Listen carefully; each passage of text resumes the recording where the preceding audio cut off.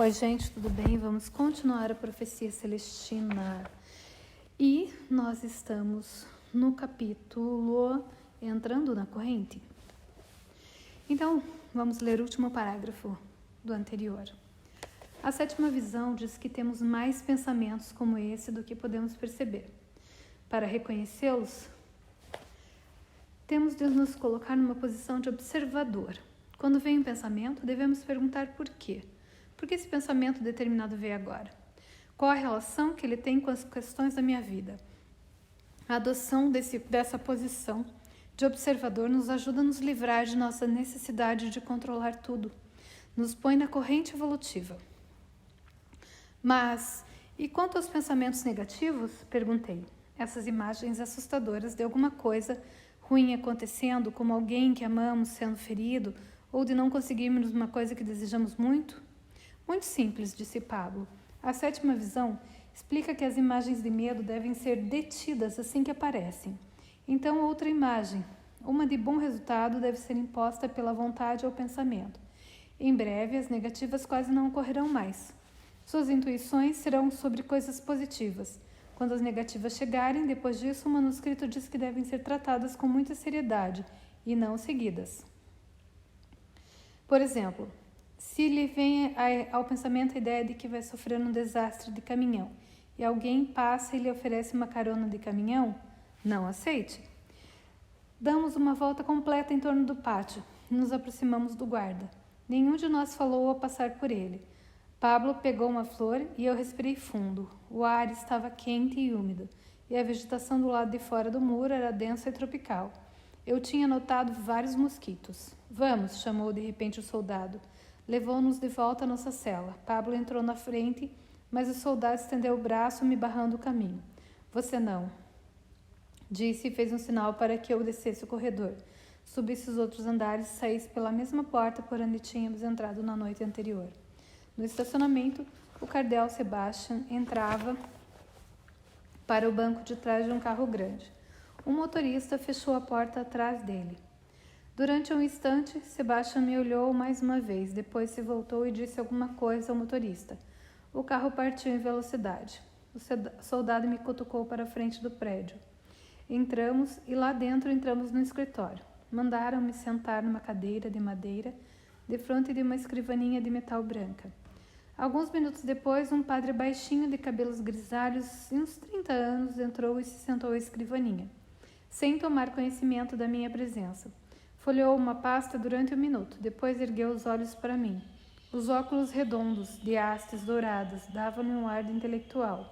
Você foi preso com documentos oficiais e legais, disse objetivamente.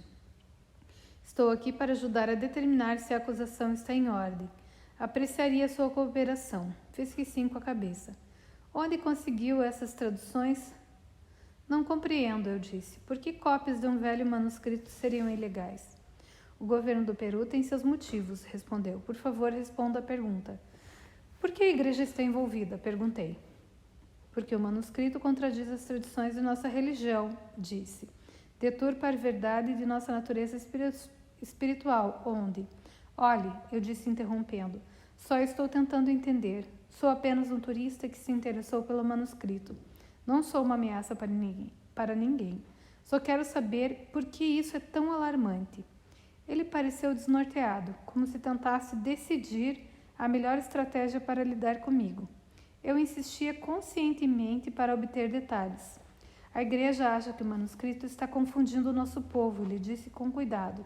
Dá a impressão de que as pessoas podem decidir por si próprias como viver, sem respeito às escrituras. Que escrituras? O mandamento de honrar pai e mãe, por exemplo, que quer dizer... O manuscrito culpa os pais pelos problemas, solapando a família. Achei que ele falasse em acabar com antigos ressentimentos, eu disse, e descobrir uma visão positiva de nossa vida anterior.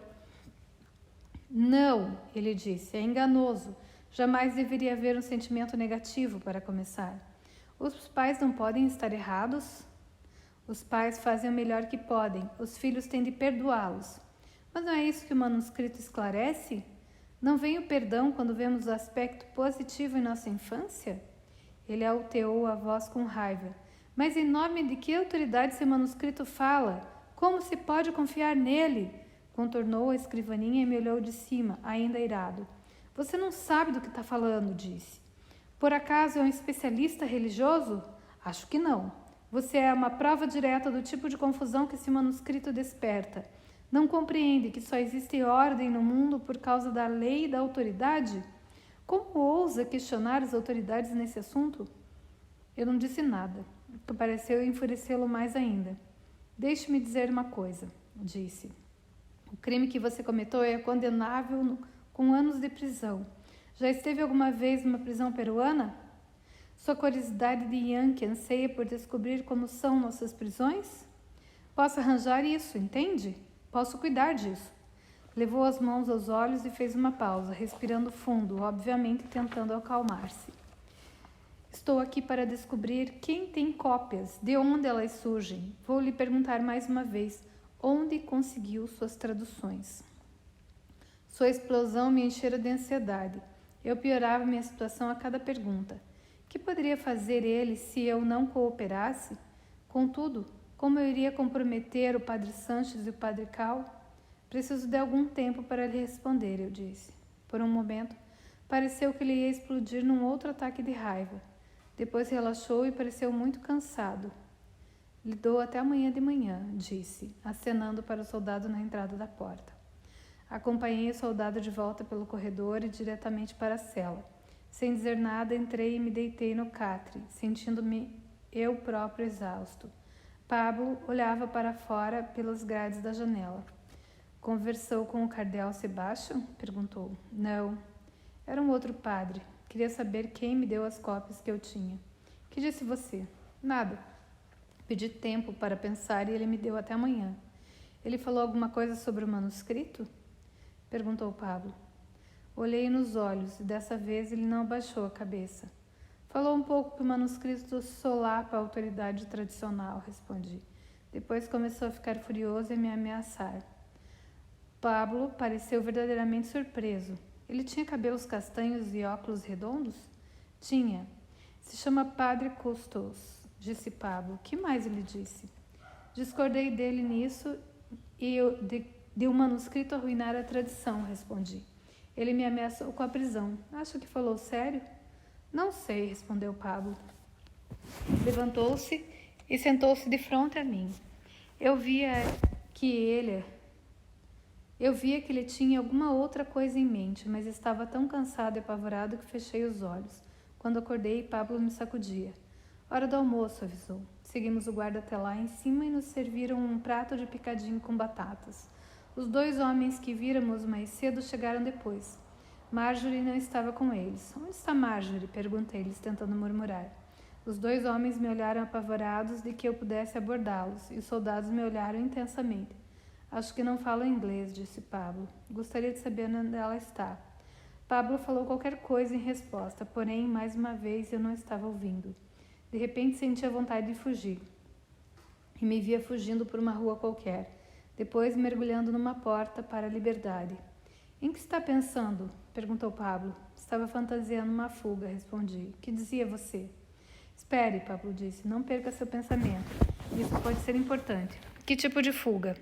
Eu descia correndo uma viela ou uma rua. Depois me enfiava numa porta. Tive a impressão de que fui bem-sucedido na fuga. Que acha dessa imagem? Ele perguntou. Não sei, respondi. Não parecia ligada logicamente ao que nós conversávamos. Lembra do que estávamos falando? Sim, eu estava perguntando sobre Marjorie. Não acha que há uma ligação entre Marjorie e seu pensamento? Nenhuma ligação óbvia que eu possa conceber. E oculta? Não vejo ligação. Como poderia o ato de fugir estar relacionando com Marjorie? Acha que ela fugiu? Ele pareceu pensativo. E nós vamos continuar nos próximos capítulos.